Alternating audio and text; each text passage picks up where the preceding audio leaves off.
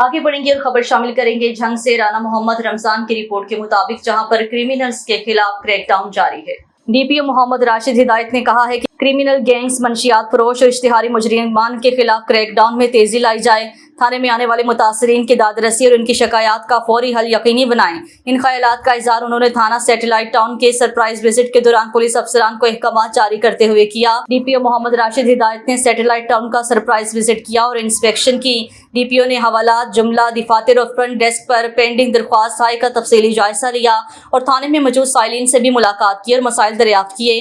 DPO का कहना था कि आईजी पंजाब और आरपीओ फैसलाबाद के विजन के मुताबिक SIPS SOP का नफाज यकीनी बनाया जाए। दरख्वास्त हाई मुकदमात की तफ्तीश मुकर्ररा टाइम लाइन में मुकम्मल की जाए। क्रिमिनल गैंग्स, मंशियात फरोश और इश्तिहारी मुजरिमान के खिलाफ क्रैकडाउन में तेजी लाई जाए।